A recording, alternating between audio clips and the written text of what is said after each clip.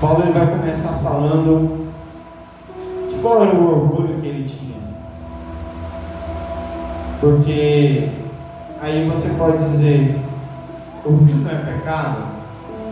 Depende. Quando você se orgulha de quem você é, por seus próprios méritos, por sua própria força, pela sua vaidade, isso é pecado, esse orgulho é pecado.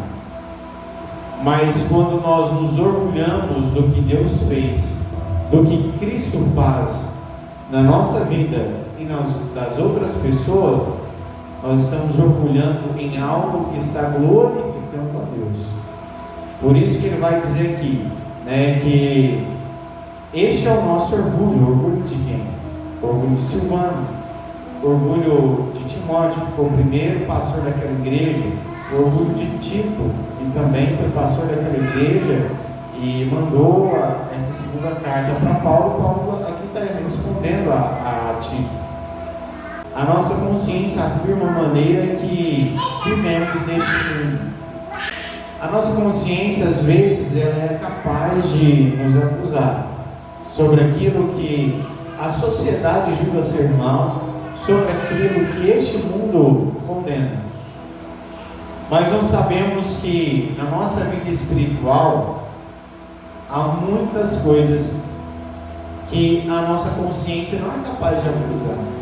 Se a nossa consciência é caída, infelizmente não tem como a nossa consciência nos deixar tranquilos ou preocupados a respeito de algo. Por exemplo, quando nós vamos um pouco mais à frente aqui em 2 Coríntios, capítulo 4, versículo 4, o que Paulo vai dizer? O Deus desta era cegou o entendimento dos descrentes, para que não vejam a luz do Evangelho da glória de Cristo, que é a imagem de Deus. Ou seja, o homem que ainda não aceitou Jesus, que não vive para Cristo, ele tem uma consciência caída. E não é essa consciência que Paulo está dizendo aqui. Aí depois ele vai dizer sobre a consciência. Essa sim é uma consciência que tem o Espírito Santo como juiz. Quando nós aceitamos a Jesus, quem passa a ser o juiz da nossa consciência não é a moral humana, mas é o Espírito Santo, que vai nos convencer do pecado, da justiça e do juízo, conforme está lá no Evangelho de João, capítulo 16, do versículo 8 ao 11. Quando ele vier, convencerá o mundo do pecado, da justiça e do juízo. Do pecado, porque os homens não creram em mim. Da justiça, porque vou para o Pai, e vocês não me verão mais. E do juízo, porque o príncipe deste mundo está condenado. Irmãos, convence do pecado, sabe por quê? Conforme Paulo falou lá no capítulo 4 desse mesmo livro de 2 Coríntios. Porque o homem caído, ele está com a visão tapada, ele está com os olhos fechados, porque o Deus esse século o cegou. Então ele não consegue ter uma consciência que vai acusá-lo sobre algo que é certo perante Deus, sobre algo que a lei de Deus determina. O homem caído, ele vai pecar diante de Deus e a consciência dele não vai acusá-lo. Porque às vezes o que aparentemente é moral, às vezes a pessoa faz o que é errado, mas ninguém está vendo, está tudo certo, a consciência está ok. Convence da justiça, porque Cristo é o único que pode salvar a nossa vida. Porque o que acontece? Primeiro, o Espírito Santo convence o homem do pecado. Ele convence o homem que ele é pecador. Ou seja, depois que o homem se convence que ele é pecador, que ele é inimigo de Deus e que ele está em falta com Deus, que ele merece a ira, e a condenação vinda de Deus, então o Espírito Santo vai convencê-lo do juízo. ou seja, perdão, da justiça. Então, o homem vai se convencer que ele é pecador e que agora a consciência dele está sendo, influenciada pelo poder, pelo trabalhar do Espírito Santo na sua consciência. Então a consciência dele começa a entender que tem uma justiça de Deus para alcançá-lo. Ele merece punição, ele merece morte, mas aí ele vai convencer do juízo, ou seja, todas as pessoas que cometeram algum crime, elas vão passar pelo julgamento. Depois que a pessoa se convence do estado dela, você já viu que todo julgamento, quando ele vai acontecer, primeiro o réu, ele é convencido do que aquilo que ele fez perante a lei é errado. Ou seja, ele agiu contra a lei. E aqui o Espírito Santo está convencendo o ser humano na consciência que ele está pecando contra Deus, que ele está em estado de inimizade contra Deus. Então, para que o homem não alcance o juízo que ele merece, ele precisa estar em Cristo, para que ele se torne justo, para ele ser justificado diante de Deus através de Jesus Cristo. E nisso, é isso que o apóstolo Paulo está falando, especialmente nosso relacionamento com vocês, com santidade, sinceridade proveniente de Deus. Ele está dizendo o seguinte, que eles não só pregaram o Evangelho a eles, lá em Corinto, como eles também foram um bom exemplo. Que Paulo ele tem a sua consciência tranquila, que o Espírito Santo deixava em paz nessa questão, porque eles foram um bom exemplo para os coríntios. Eles testemunharam, eles foram santos, sinceros, e essa santidade, essa sinceridade foi um exemplo, foi uma carta aberta aos coríntios. Ou seja, eles olhavam para Silvano, para Tito, para Timóteo, para Paulo, eles viam que neles sinceridade. Irmãos, será que as pessoas olham para a nossa vida e enxergam santidade e sinceridade? Nós precisamos fazer essa pergunta. As pessoas lá fora precisam ver isso. Assim como Paulo falou, a gente tem que bater no peito e dizer: se não estivermos nessa condição, precisamos nos colocar nela. Ou seja, eu estou com consciência tranquila. É que nós vivemos de uma forma em que nós testemunhamos Cristo a vocês, nós pregamos o Evangelho, nós vivemos esse Evangelho diante de vocês, não de acordo com a sabedoria do mundo, mas de acordo com a graça de Deus. Mais uma vez ele está dizendo aqui, olha, não foi pelas nossas capacidades, mas foi a graça de Deus que nos capacitou. Irmãos, quem nos capacita a ter a vida transformada e nos tornarmos exemplos de vida com Deus para as outras pessoas é a graça de Deus. Aí tem gente que às vezes não vigia e começa a bater no peito: como eu sou santo, como eu sou sincero, como eu sou uma pessoa exemplar, como eu dou um bom testemunho.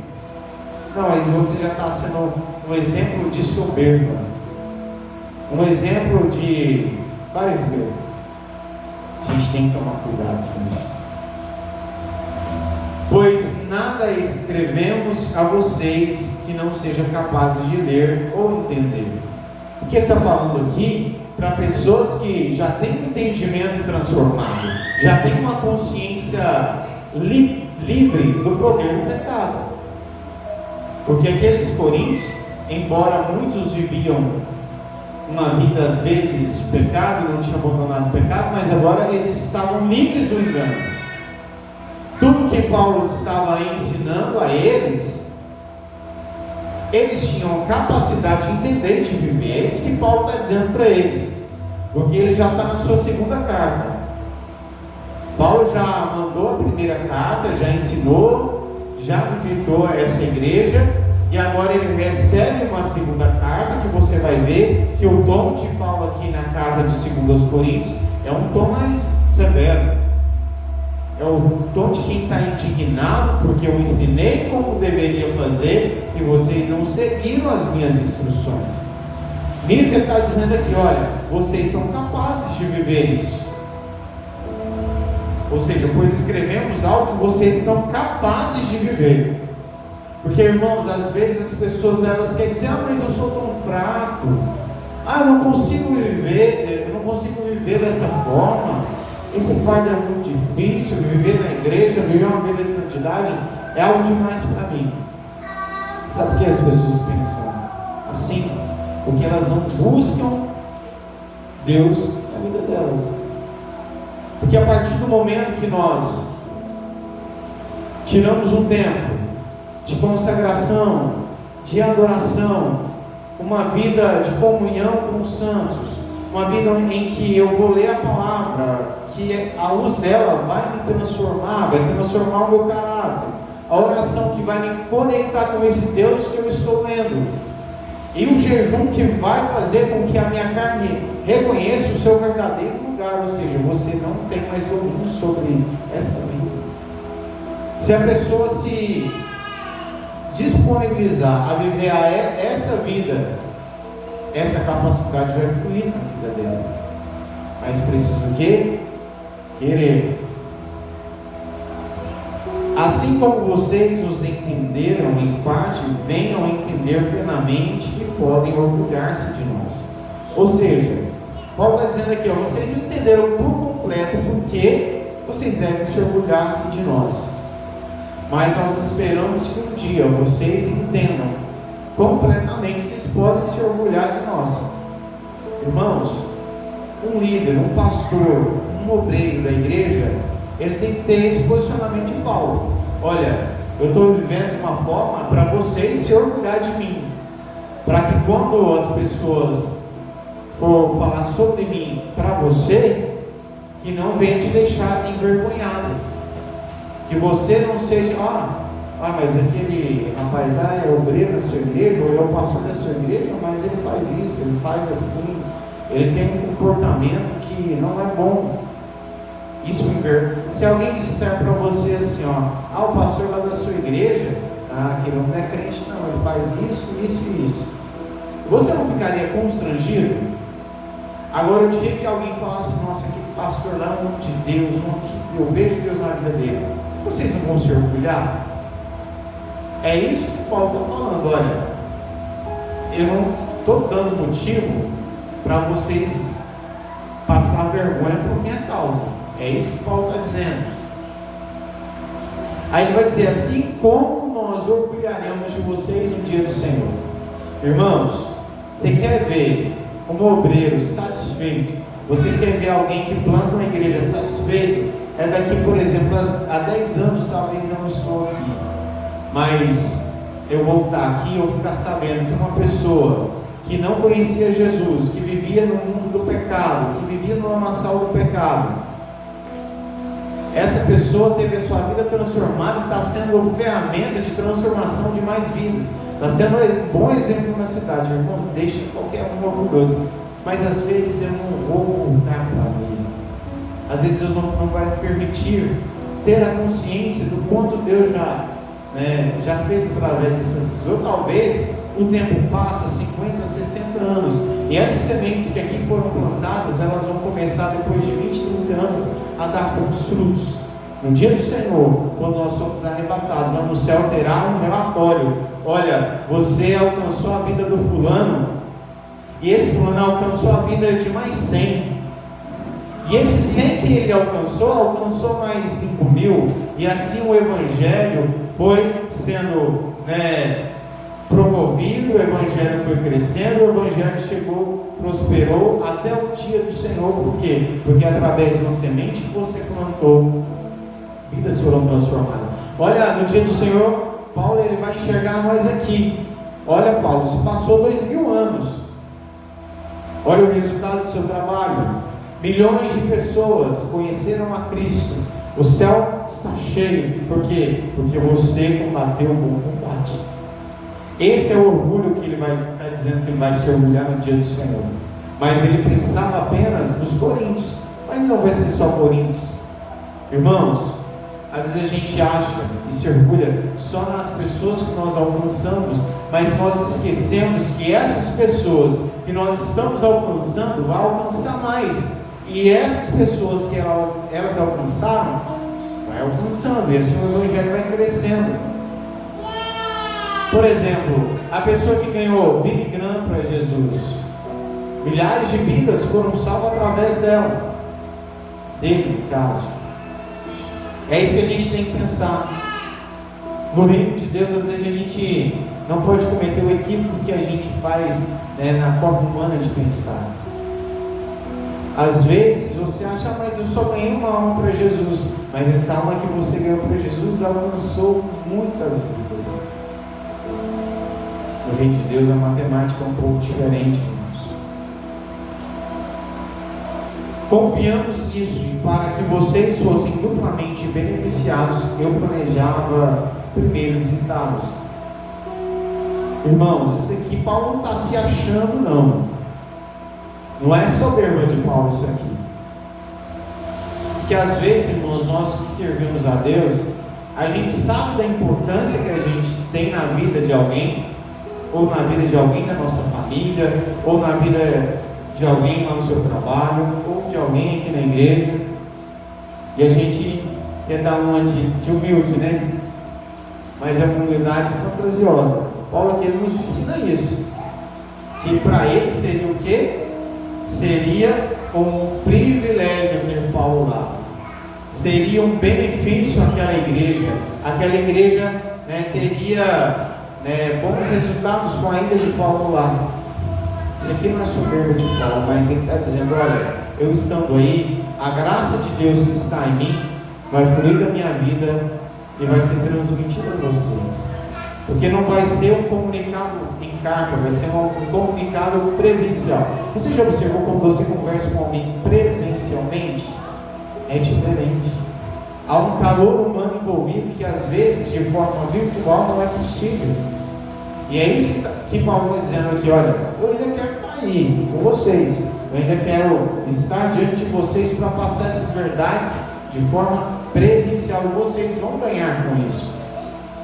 Depois ele vai dizer o seguinte: em minha ida à Macedônia e voltar a vocês vindo de lá, para que me ajudem em minha viagem para a Judeia. Irmãos, tem umas pessoas que acham que o Evangelho é feito de graça. A gente vive isso, infelizmente. Tem gente que acha que chega aqui e elas não precisam contribuir, a igreja tem que ajudar, mas ela não precisa contribuir. Tem gente que pensa isso, irmãos. Já viu aquelas pessoas? A igreja está aqui para ajudar quem for necessário. A gente tenta, vocês têm visto. Com nossa pouca estrutura, a gente tem tentado ajudar as pessoas. Só que o grande problema é que as pessoas têm uma visão da igreja como se a igreja tivesse que resolver todos os problemas sociais. Isso é problema. Eu vi um pastor falando isso um dia, achei interessante. O compromisso da igreja não é primeiro com o social, depois com o espiritual. Primeiro com o espiritual. Se a igreja deixar de fazer missão para fazer uma cesta, ela está errando na sua missão. Dá para fazer os dois? Dá. Mas o que você tem que priorizar é no Evangelho. A igreja, ela tem que priorizar a sua vida no Evangelho. Sabe por quê, irmãos? Na igreja, às vezes tem aquelas pessoas que só vêm subir e vai embora. Tem muita gente assim, todo lugar tem. A gente tem que tomar esse cuidado, porque senão a igreja deixa de, o diabo usa essas situações, essas pessoas para quê? Para parar a igreja. E usa, talvez, essas mesmas pessoas para condenar. Quando o pastor começa a pedir: irmãos, nós precisamos de enviar um missionário. Por exemplo, sabe por que nós estamos aqui hoje? Com a minha família, temos aluguel pago, aquilo que a gente não dá conta, a sede está suprindo. Sabe por quê? Porque tiveram pessoas que ajudaram, que ofertaram, que ainda ofertam e que, se Deus quiser, vão continuar ofertando. E aqui Paulo está dizendo: olha, eu preciso da ajuda de vocês para mim e para a Judéia, para levar essa ajuda aos irmãos da Judéia. Irmãos, no reino de Deus, a gente sempre tem que pensar em alcançar os outros. Mas o problema é daquele povo lá. Imagine se os coríntios pensassem isso: não vou ajudar não. Lá na Judéia, lá em Judá, em Jerusalém, também tem gente que pode fazer isso. Sabia que o diabo usa esse raciocínio para tentar parar as pessoas? Não, tem gente que pode ajudar. Se a ajuda, a solicitação da ajuda chegou até você, é porque é você e Deus quer usar. Depois ele vai dizer: quando planejei isso, será que foi irresponsável? Ou será que faço os meus planos de modo mundano, dizendo ao mesmo tempo sim e não? Você sabe o que Paulo está dizendo aqui? É porque, irmão, até naquela época tinha gente que criticava.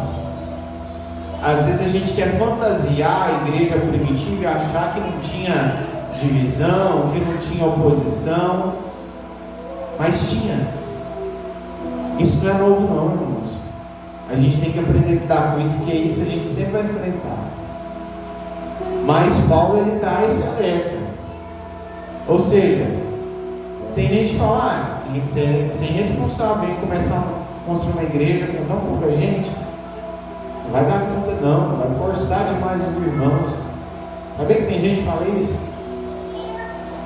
Sabe o que Paulo está dizendo? Eu não estou sendo irresponsável, porque Deus, sabe o que Ele faz? Ele te abençoa para você abençoar. E a ajuda na obra de Deus funciona o quê? Como semente. Quando você dá uma semente, ou seja, a semente, você abre mão dela, ela sai da sua mão. Mas o tempo em que ela sai da sua mão, ela está na terra, ela produz. Uma semente produz várias sementes. E assim é o que nós investimos na obra de Deus. E outra coisa que ele está dizendo aqui, que ele não faz as coisas sem discernimento e direcionamento. Irmãos, algo que nós precisamos fazer. Quando nós vamos fazer algo na obra de Deus, se para fazer na nossa vida particular nós precisamos de orar e de direcionamento de Deus, imagina a obra de Deus. A gente tem que colocar o joelho no chão, temos que orar. A Milena foi testemunha disso lá na Cacilândia. Eu comecei a pesar nisso, irmãos, sobre essa questão de lote. Eu falei: Senhor, é do teu agrado? É da tua vontade? E Deus usou a missionária Micaela para me responder isso, que esse desejo era Ele que tinha colocado no meu coração, e que não era para preocupar com os gigantes, que os gigantes que derrubariam era Ele. Sabe o que eu entendo aqui, irmãos? Na obra de Deus nós temos que ser responsáveis, assim como Paulo.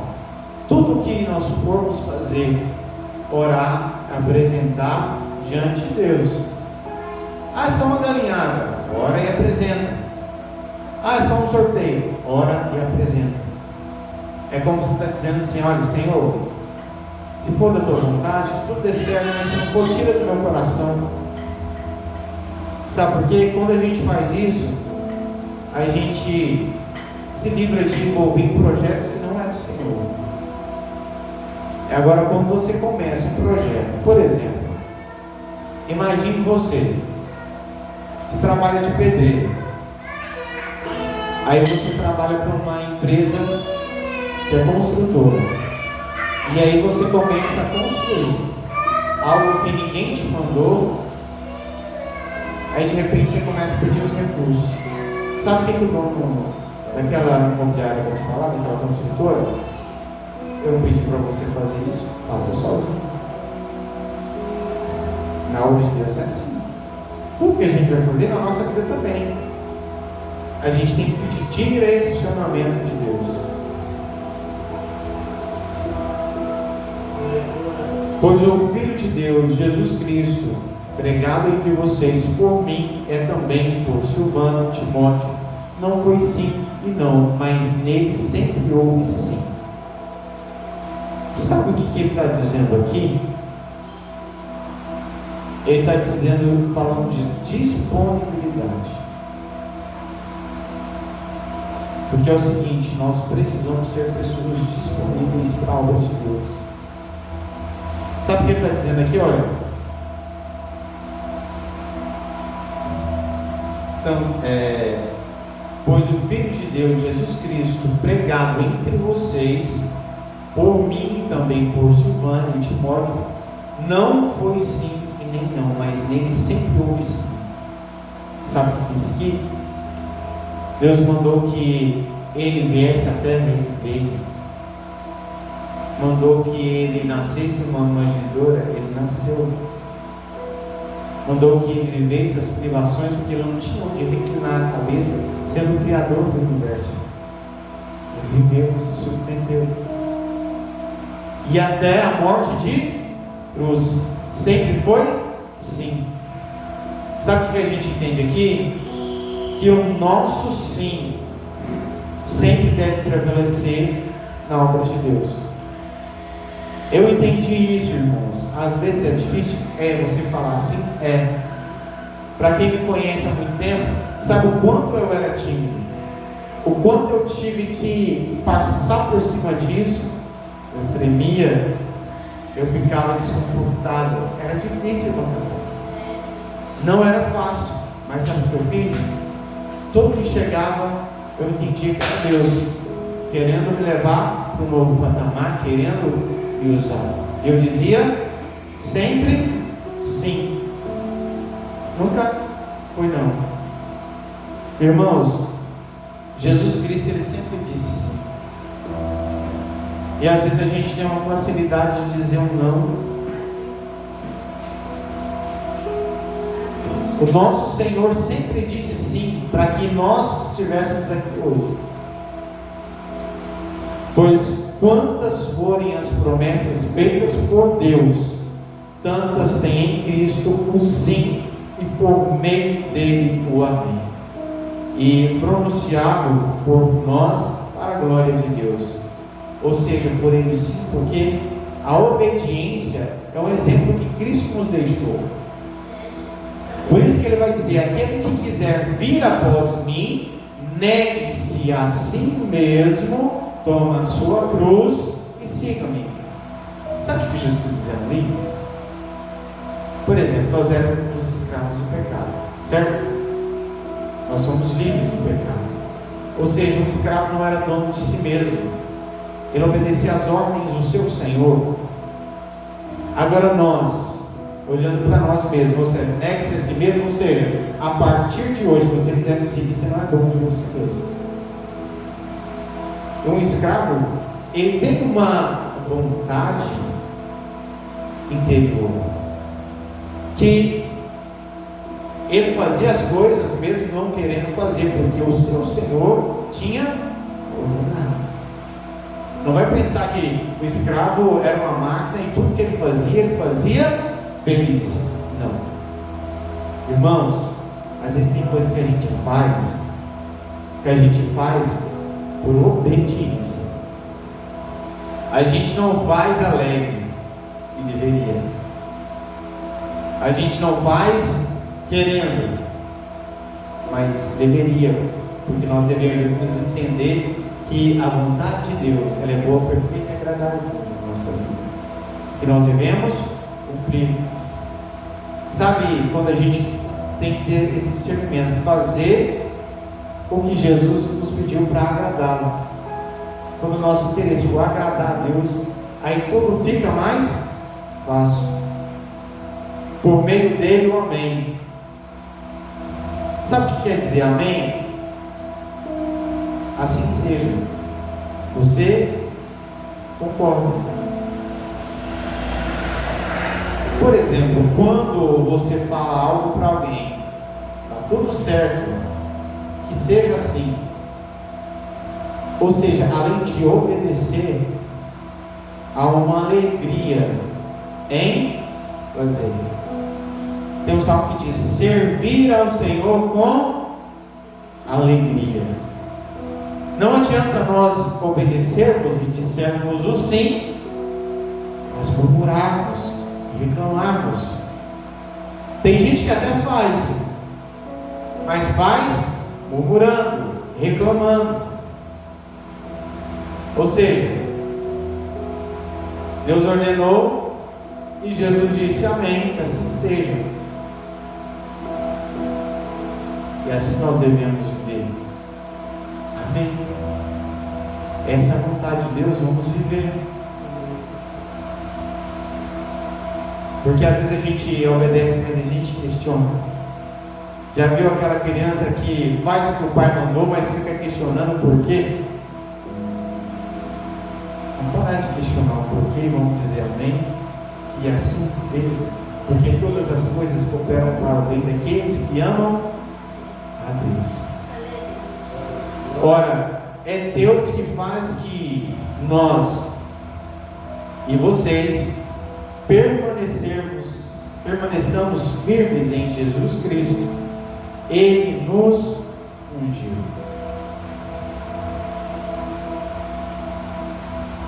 Mais uma vez, Ele está dizendo que eu e vocês estamos aqui hoje, não é porque nós somos bons, é porque nós fomos perseverantes em buscar a graça que nós só encontramos em Jesus.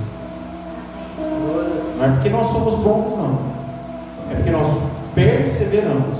Aqueles que não estão aqui foi porque não estão no mesmo nível que nós. A diferença é que nós perseveramos e eles não. Ou seja, nós buscamos em uma fonte, nós nos saciamos em uma fonte, e eles não tiveram a perseverança de ir até essa fonte. Irmãos, ele vai dizer, que ele nos ungiu. Você sabe qual que é a finalidade de você ungir uma pessoa? Por exemplo, quando você escolhia um rei, que você queria lançar sobre aquela pessoa uma autoridade, você ungia. E Deus nos ungiu como autoridade no mundo espiritual, como reis e sacerdotes. Por que você acha que você fala para o demônio sai e ele sai? Por que você acha que você diz a enfermidade sai e a enfermidade sai? Por que você acha que você declara algo no mundo espiritual e acontece? Porque você tem autoridade. Irmãos, se a gente soubesse o que está na nossa mão, a gente usava. A gente não viveria tão acuado como a gente vive. E além disso, aquele que é ungido, ele é abençoado. Era tradição, quando você ia abençoar uma pessoa, por exemplo, Davi, ele poderia ter, Samuel podia ter chegado lá e falado assim para ele: olha, eu vim aqui te dizer que você vai ser rei de Israel. Mas por que ele ungiu? Ele ungiu para que ele fosse capaz de viver aquilo, para que ele fosse próspero, para que ele fosse abençoado. E assim Deus nos unge, para que nós venhamos crescer, para que nós venhamos receber dons espirituais, para que nós venhamos ter a graça de Deus, para que nós venhamos ser bênçãos na igreja, na obra de Deus. Também santifica. O óleo também é símbolo de santificação, ou seja, é você se separar. Deus exige de nós separação. Deus já deu essa unção para nós vivermos separados. Não é toda rodinha que te cabe, né? Não é todo lugar, toda conversa que cabe na nossa boca, irmãos. Outra coisa, para curar e para proteger, esse é o sentido da unção. E não para por aí. Nos selou como propriedade e pôs o seu Espírito em nossos corações como garantia do que está por vir. Quando Jesus ascendeu ao céu, o que os anjos disseram aos discípulos? Varões galileus, esse Jesus que do céu aos céus viste subir, este Jesus vai voltar. É esse porvir, essa esperança que Paulo está dizendo aqui. Deus nos selou para o dia em que Cristo voltar. Você sabe o que é selo? Selo é uma marca. Por exemplo, hoje, se eu tenho um carro, se eu tenho, por exemplo, um imóvel, lá no cartório tem um selo, eu tenho um papel comigo que diz que aquilo é minha propriedade. O que diz que nós somos propriedade de Jesus? Sabe o que é? É o Espírito Santo na nossa vida. Este é o selo que nos diz: esse é de Jesus. E sabe o que a palavra de Deus diz? Aquele que é de Deus, o maligno não. Ele pode levantar muitas coisas contra você, mas ele não pode tocar na sua vida, porque a tua vida pertence a Jesus. Glória a Deus. E isso é maravilhoso, porque você está selado. E não só isso, para completar, ele coloca no nosso coração o Espírito Santo. Sabe essa graça quando você vai ouvir um louvor, quando você vai orar, quando você vê, você está chorando, você está se derramando, você está sentindo algo diferente, algo que parece que quando você conquista algo no mundo secular, você não sente, mas quando você está na presença de Deus, você sente aquele arrepio, aquela coisa gostosa. Isso aí é o que é o Espírito Santo dentro de nós. Olha que bênção, irmãos. Nos enviou, nos selou e ainda nos deu o Espírito Santo para morar no nosso coração. Irmãos, isso é bênção de Deus na nossa vida. Irmãos, que Deus possa nos abençoar, nos dando essa graça para viver isso. A palavra de Deus, irmãos, ela é maravilhosa. Hoje eu estava lendo, estudando isso aqui para passar para os irmãos e eu vendo, gente, a Bíblia, ela é maravilhosa. Como as pessoas conseguem não entender. E depois Deus me deu, esse entendimento, me fez lembrar desse versículo que está em 2 Coríntios capítulo 4, que Deus nos selou o entendimento dos enfermos. Nós devemos orar para que essas pessoas venham descobrir o quão bom isso aqui. Isso aqui é uma riqueza. O crente tem que amar isso aqui. O crente tem que amar o grupo de ensino.